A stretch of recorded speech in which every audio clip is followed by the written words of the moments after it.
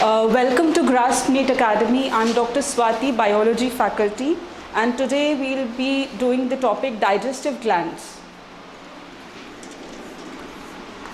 So as we know, digestive glands secrete enzymes or secretions that help in the process of digestion. So the glands secreting enzymes are called exocrine glands. They are exocrine glands, and all the exocrine glands, they have a duct system. They have a duct system. So there are majorly 5 types of digestive glands in human body. First is the salivary glands.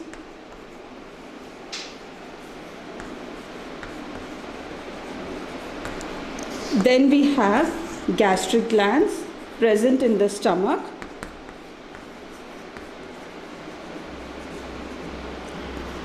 We have liver, which is the largest gland of our body. Pancreas. And lastly, intestinal glands.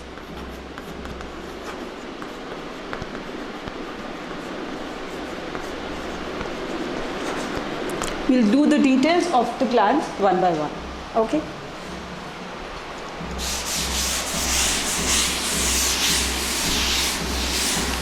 So first is the salivary glands.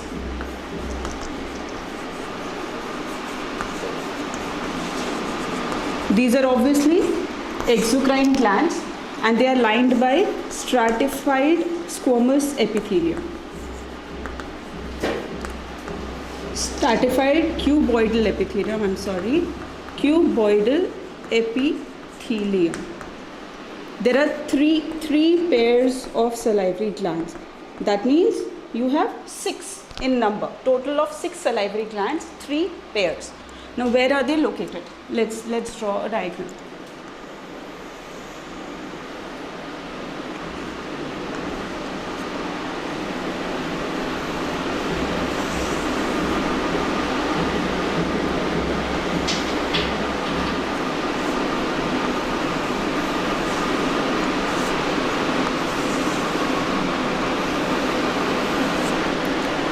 This is your palate, this is your upper arch and lower arch, and suppose here is your ear pinna. Okay, so the parotid glands, which are the largest glands, are located at the base of the pinna. Here, right in front of your face, at the base of your ear, in front and the base of the ear. This is your largest gland, which is the parotid gland, located on either side. Both sides, because we have the glands in pairs, so they are located on both the sides, here in front of the ear. Okay, then we have another gland which are located at the angle of the jaw, here, angle of the jaw. Okay, these glands are known as submandibular, or you can also call them as the last set of glands are located just below the tongue, These are the smallest salivary glands, and they are called sublingual because they are located below the tongue. Okay, now salivary glands all together secrete saliva. Their juice is known as saliva. Saliva is 99.5% water, and the rest 5.5% contains some salts, mucus, okay, lysozyme, and it also contains IgA antibodies and salivary amylase, the enzyme salivary amylase. This enzyme is also known as ptyalin. Is this clear? Okay. Now, majority of the salivary amylase, the enzyme, is produced by the parotid gland. The enzyme is produced by the parotid glands, which is the largest salivary gland. Now the saliva is made in these glands, but these glands are not located inside the oral cavity. They are located around the oral cavity, extraoral. So they secrete their secretion, saliva, into the oral cavity through some ducts, because these are exocrine glands containing ducts. So the duct of parotid gland opens here into the upper portion of the salivary cavity, and it is known as Stenson's duct. Stenson's duct. Stenson's duct. Okay. The duct of submandibular gland moves here and opens here in the front of the lower labium. This is known as Wharton's duct, and it is the longest duct of all the salivary glands, longest duct. And sublingual glands connect to the floor of the mouth through these ducts, which are known as Bartholin's duct. Bartholin's duct. Okay, so these are the ducts of the salivary gland, and there the duct which takes the secretion of the glands into the oral cavity. Okay, now what are the actions of saliva? Saliva contains mucus, so number one, it lubricates the food.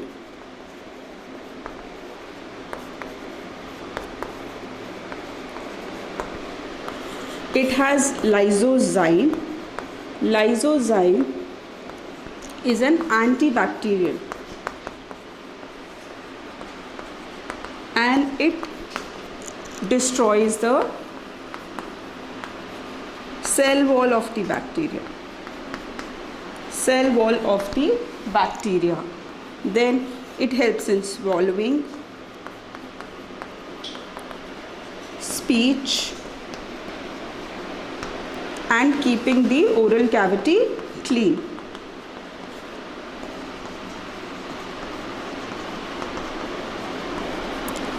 Lastly, the enzyme salivary amylase acts on starch.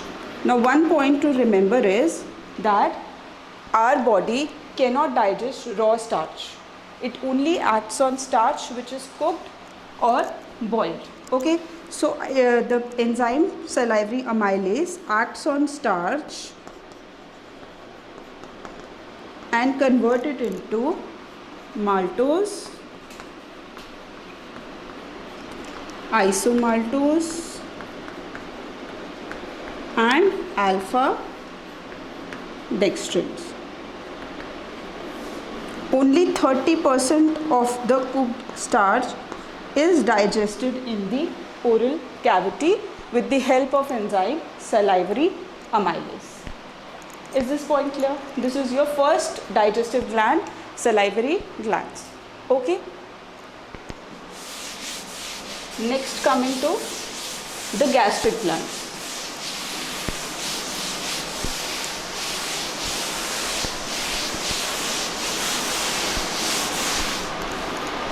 Next you have gastric glands.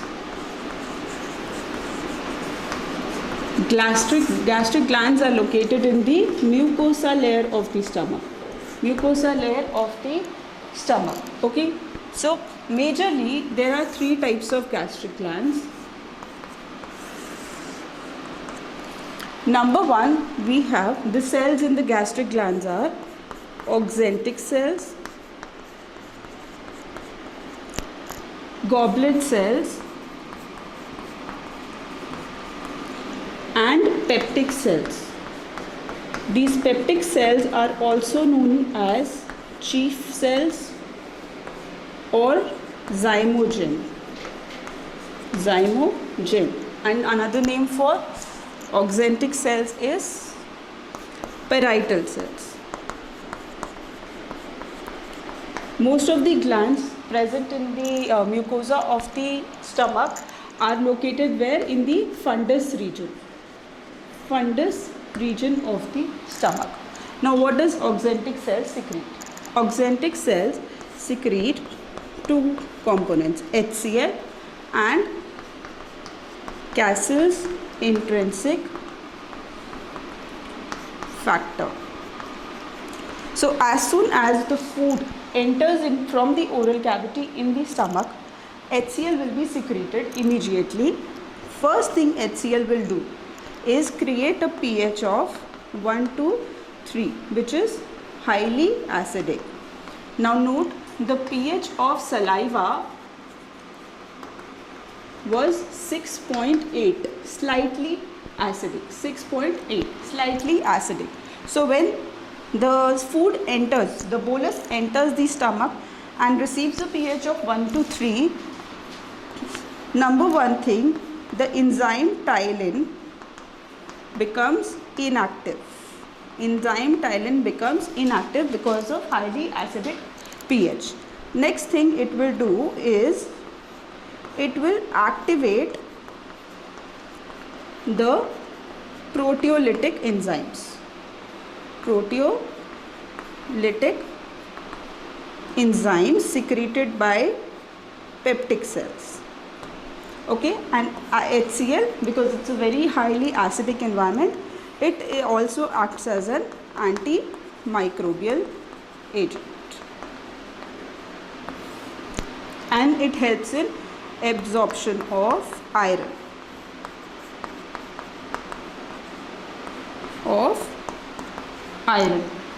Okay, now what does Cassell's intrinsic factor do? This is the major component secreted by oxyntic cell. But Cassell's intrinsic factor is also very important because it helps in absorption of vitamin B12. Vitamin B12 cannot be absorbed in the absence of Cassell's intrinsic factor.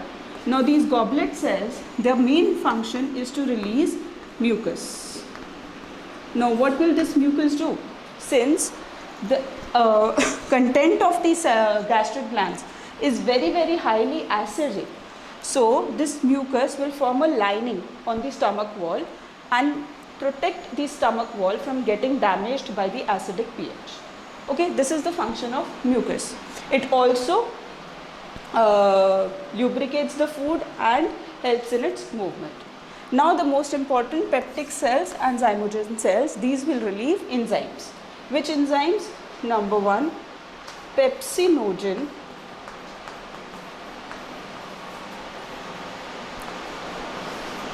prorenin.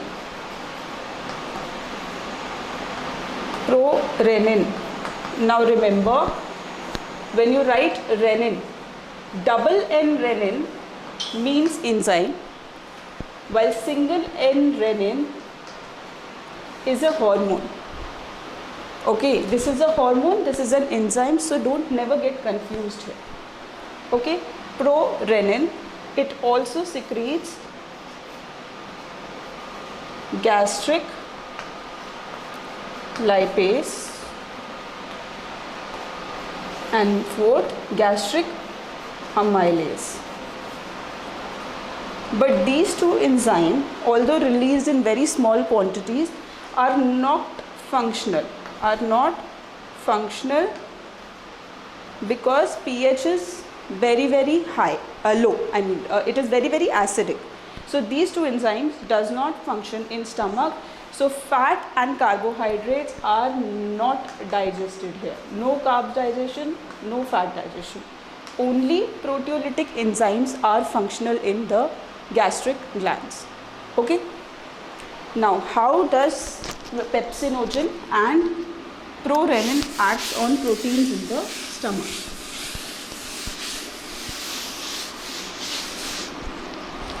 Okay, so pepsinogen and prorenin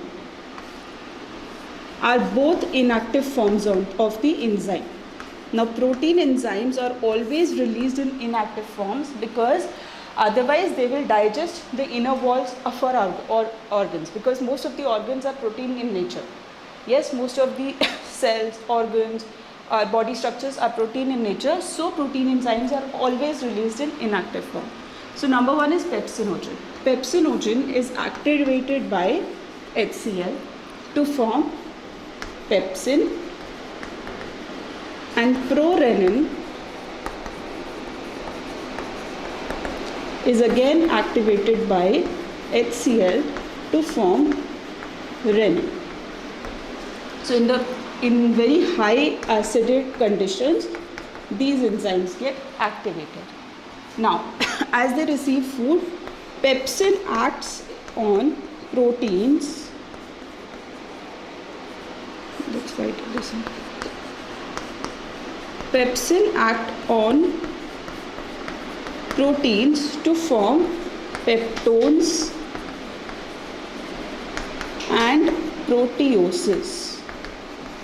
Whole protein digestion does not complete in stomach, but it begins from when pepsin acts on proteins to form peptones and proteoses. Okay. Now, this activation is taking place in both adults and infants on all form of proteins. But prorenin only and only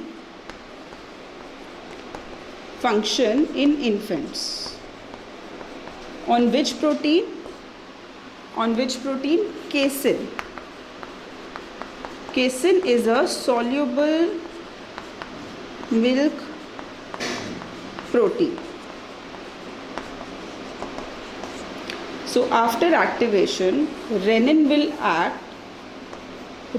act on casein to convert it into para-caseinate. Para-caseinate. This phenomena is known as curdling of milk. Curdling of milk.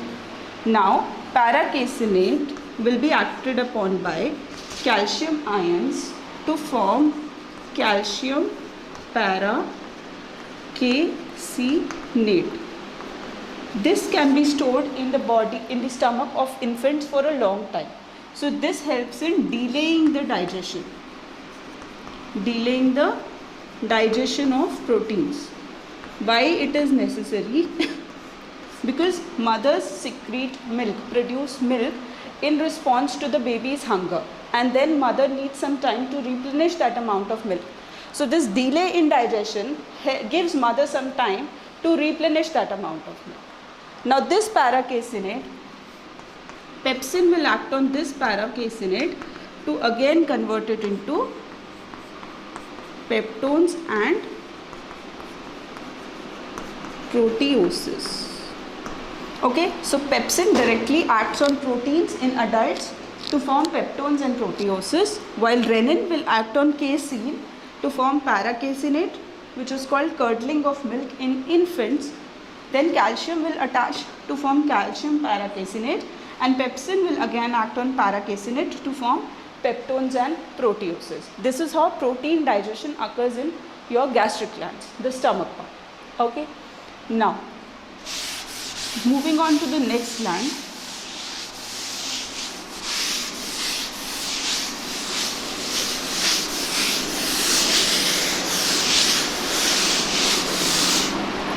So we have the next gland is liver. As we know, liver is the largest gland of our body, both among endocrine and exocrine.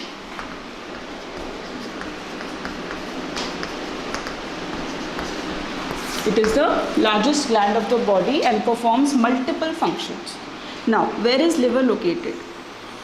Liver is a triangle shaped organ located just below the diaphragm. It is located just below the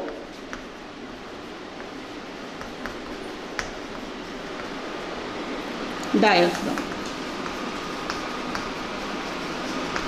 and it weighs around 1 to 2 to 1.5 kg in an adult human. Okay. Now, liver is divided into two lobes. One is the left lobe and one is the right lobe. This the ligament which is dividing the two lobes of liver is called falciform ligament. And below, a sac-like structure A sac-like structure is present at the lower portion of the liver, and this sac-like structure is gall bladder. Now, liver primarily secretes bile as its digestive function. Bile. Okay. Now, where do liver secretes bile? Liver secretes bile in its cells called hepatocytes. Now, liver contains multiple pentagonal or hexagonal structures called hepatic lobule. This is a hepatic lobule. In this lobule there is this central vein, and around the central vein hepatocytes are arranged in a cord formation.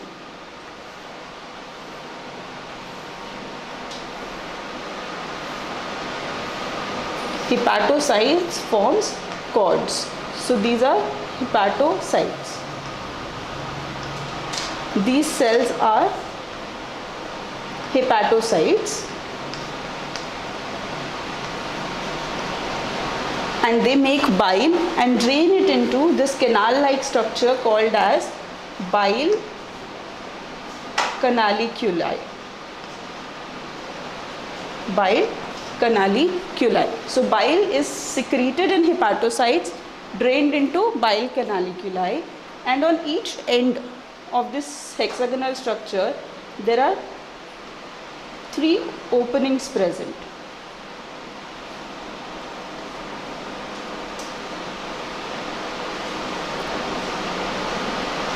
These 3 openings together are known as portal triad. And what does this portal triad contains? Triad means 3. So portal triad contains hepatic duct, hepatic portal vein,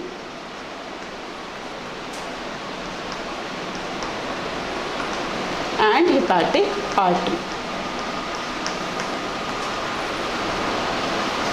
So after the bile is formed by hepatocytes, they drain the bile into bile canaliculi, which drains it into the hepatic duct to be sent to gallbladder, where finally bile is stored and concentrated. It is stored and concentrated. The bile secreted by hepatocytes is very, very dilute, and it is concentrated by gallbladder. Okay, bile has a pH of about 8. The pH is 8, alkaline, very, very alkaline pH, and it contains no enzymes, while it helps in emulsification of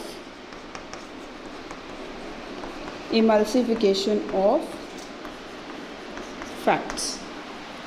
So it helps in fat digestion by emulsifying the fats and making them more hydrophilic. Fats are normally hydrophobic. Emulsification makes them hydrophilic. Now, what are the contents of bile?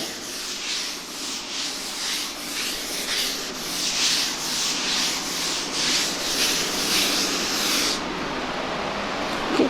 So bile, again, it is primarily made of 97.6% water and 2.4% solids.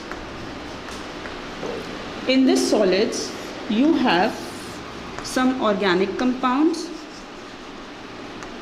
and some inorganic salts. In the inorganic salt, you will have sodium ions, potassium ions, magnesium ions, chloride ions, and bicarbonate ions. In the organic compounds, bile is primarily made of cholesterol, fatty acids, and lecithin. Okay. Then it contains some bile acids, cholic acid, deoxycholic acid.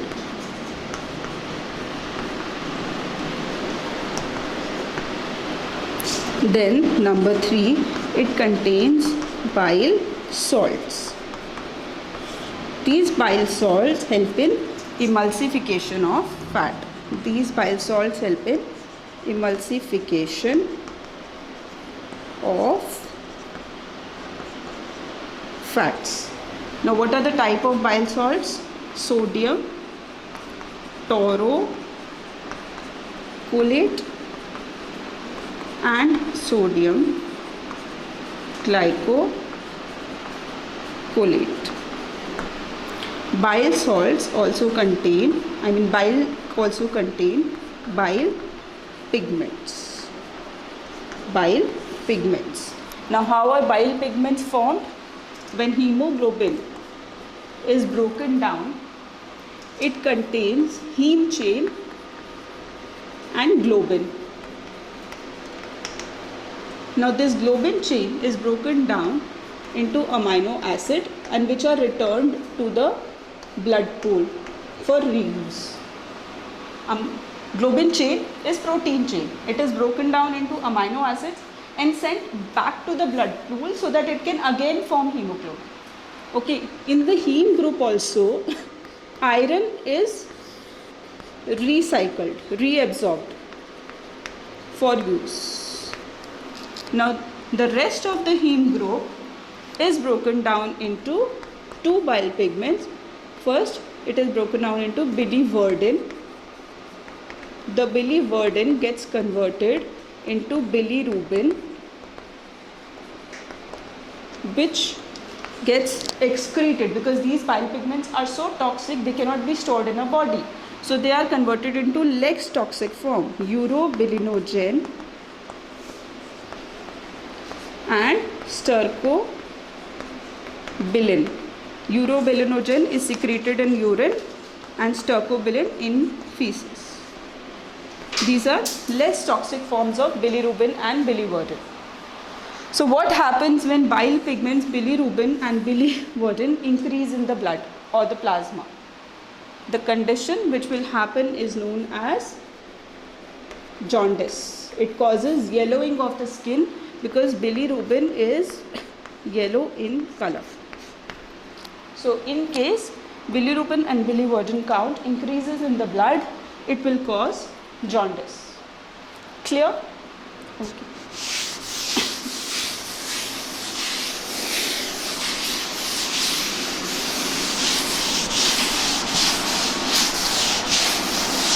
Okay. Now what are the functions of liver? Since it's the largest gland of our body, it has many functions to perform. Number 1 function we saw, it produces bile. Yes. Secondly, it also synthesizes vitamin A from beta carotenes, which we intake through our diet through yellow fruits and vegetables like carrot. Okay, then it is the storehouse of fat soluble vitamins,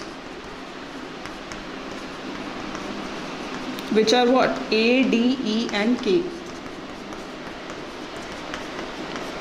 and water soluble vitamin B12. Vitamin B12 is stored in the liver and it is the only water soluble vitamin which is stored in our body. Then what else? Bile helps in breakdown of hemoglobin. It also helps in production of hemoglobin. Both the function happens in liver. Liver helps in formation of blood, which is known as hemopoiesis in the fetal stage.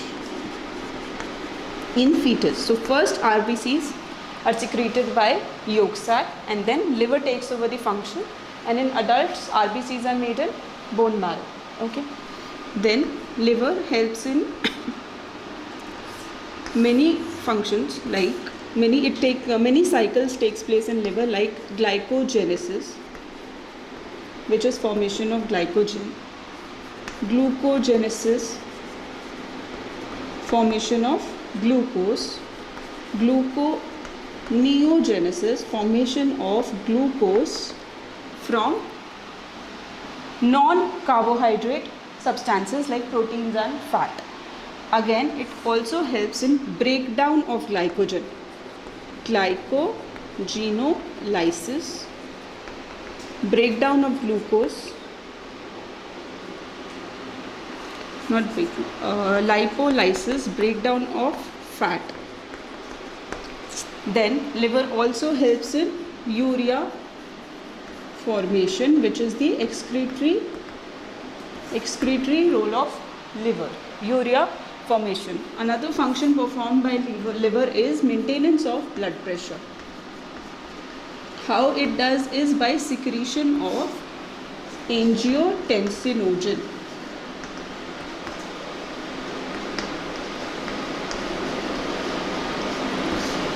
So this is one gland having many functions. There are more functions like formation of heparin,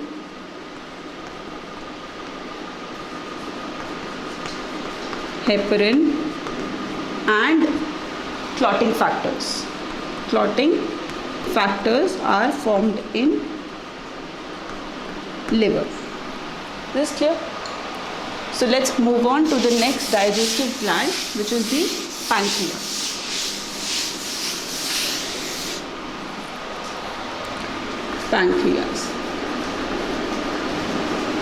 Pancreas is a heterocrine gland. What does heterocrine means? That it has both endocrine part and exocrine part.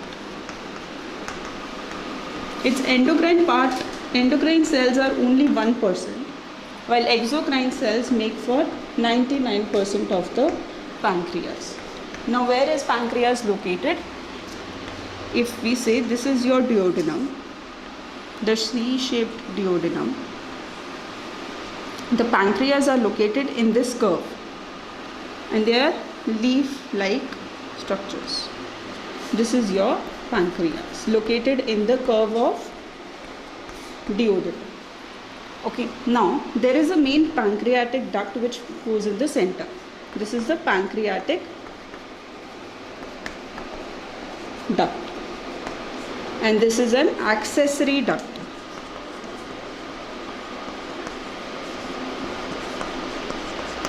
Now, at the edges of this pancreatic duct are located the exocrine cells.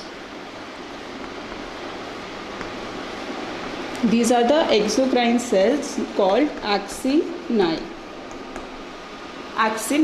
And in between here, very small endocrine cells are located, which are known as islets of Langerhans.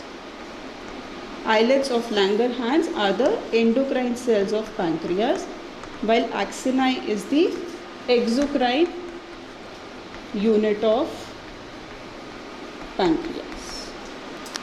Islets of Langerhans cells can be alpha, beta or delta.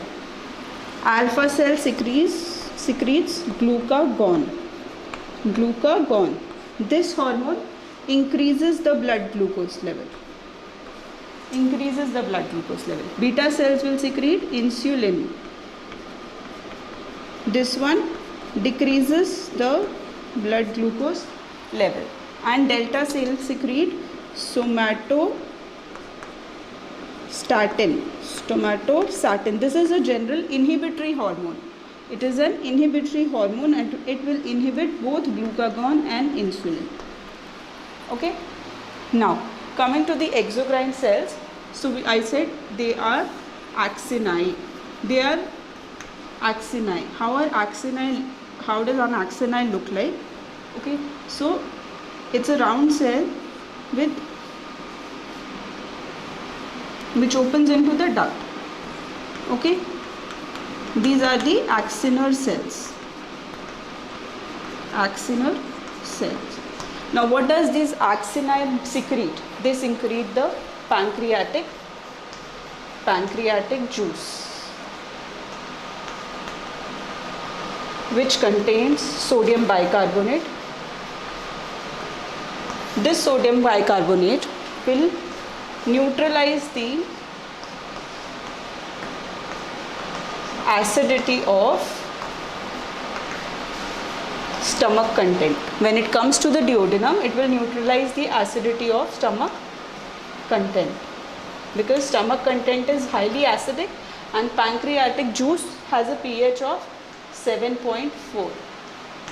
So bicarbonate will change the acidity of the stomach content into an alkaline pH. Then it contains pancreatic enzymes.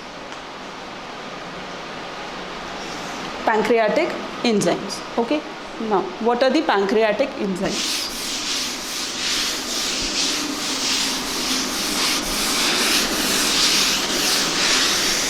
Pancreas secrete enzymes for digestion of fats, carbohydrates, nucleic acids and your proteins. That's why it is called as a complete digestive juice.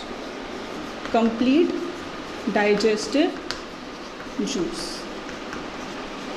Okay, so first let's talk about the carbohydrate digesting enzyme. Carbohydrate digesting enzyme in pancreas is pancreatic amylase.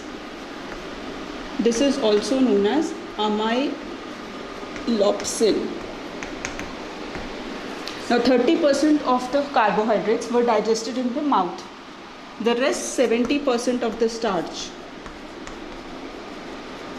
in cooked or boiled form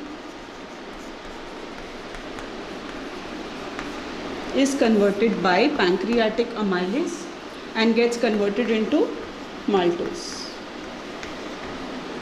Okay. Then the next category is fat digesting enzymes. That one is pancreatic lipase,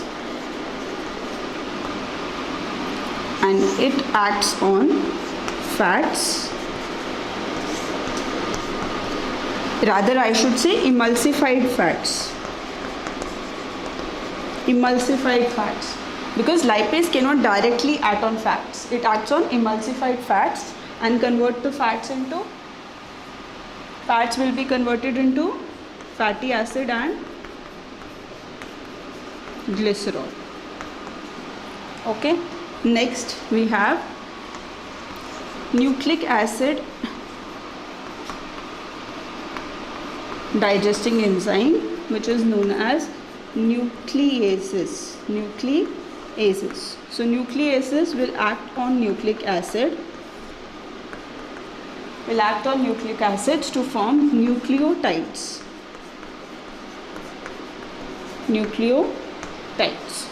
Okay. Then the last category of enzyme is protein digesting enzymes. Now there are 3 protein digesting enzymes released in the pancreatic juice: trypsinogen, chymotrypsinogen,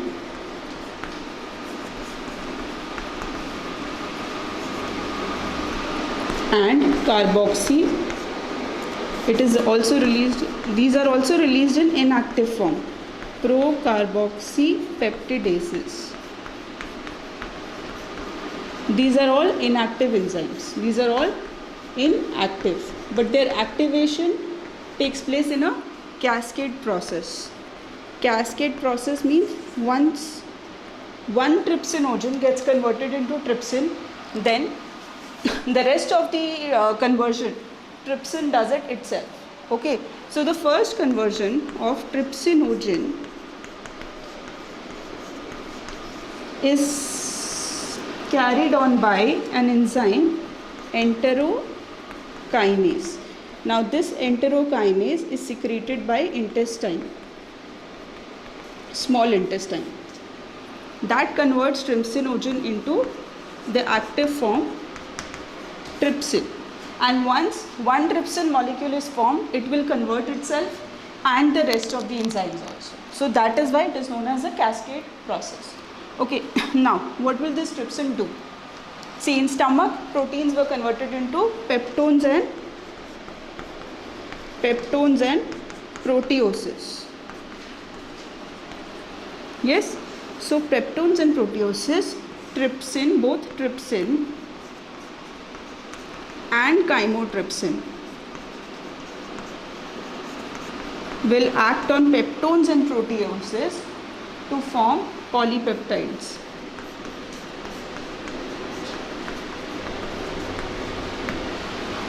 Okay, and polypeptides will be acted upon by carboxypeptidosis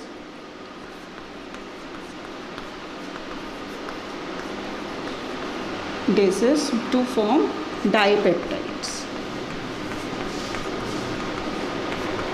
So the complex protein is now broken down into dipeptide, 2 amino acids in one chain. Okay, so these are your pancreatic juice enzymes. The last digestive gland is your intestinal glands.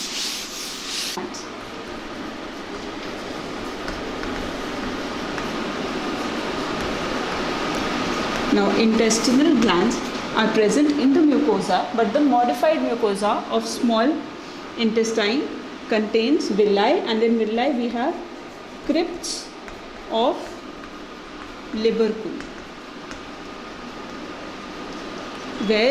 which secretes the intestinal juice. Intestinal juice is also known as succus entericus, and it has a pH of 7.8. Okay. Another gland present in only the duodenum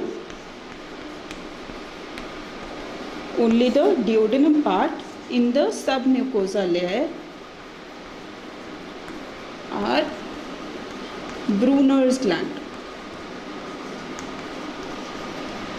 Brunner's gland, which secrete a very thick mucus.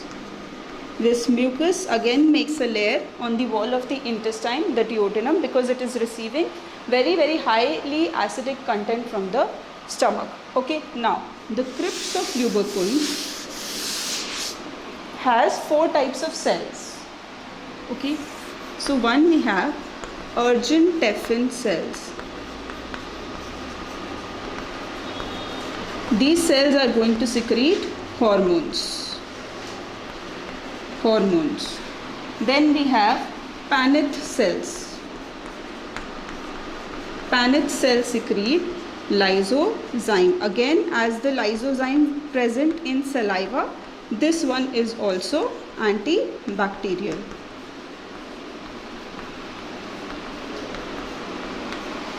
Next category of cells are goblet cells, and the goblet cells function is to secrete mucus again.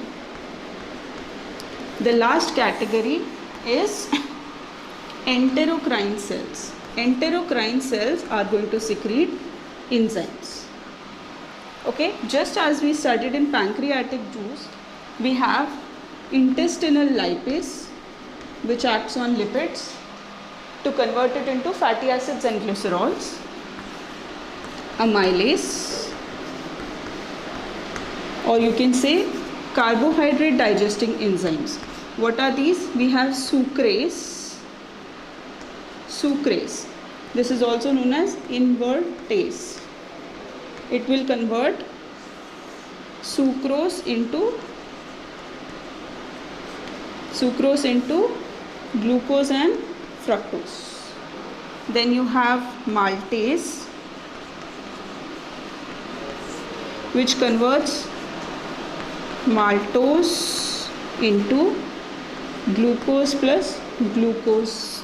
We also have lactase, which converts lactose into glucose plus galactose. Okay, these are the carbohydrate digesting enzymes. Then we have nucleic acid digesting enzymes.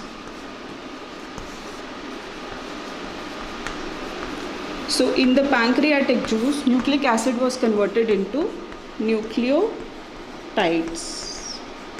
In the intestinal juice, the enzyme released is called nucleotidase, which converts nucleotides into nucleosides, which is acted upon by another intestinal juice enzyme. This is intestinal juice. Nucleosidase, which converts nucleosides into sugar, deoxyribose or ribose sugar, plus bases. Bases are what? Purines and pyrimides.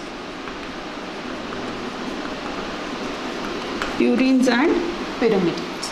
Lastly, we have protein digesting enzymes in the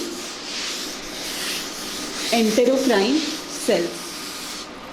Okay, so we need to do the duct system.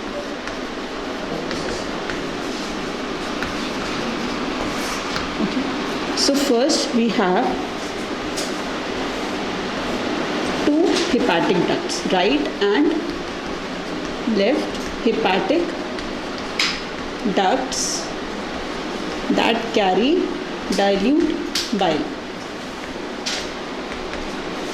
These hepatic ducts gets connected with the duct from the gallbladder, which is the cystic duct.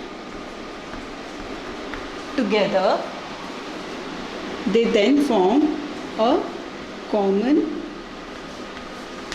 bile duct, which will now carry the concentrated bile, because bile gets concentrated in the gallbladder.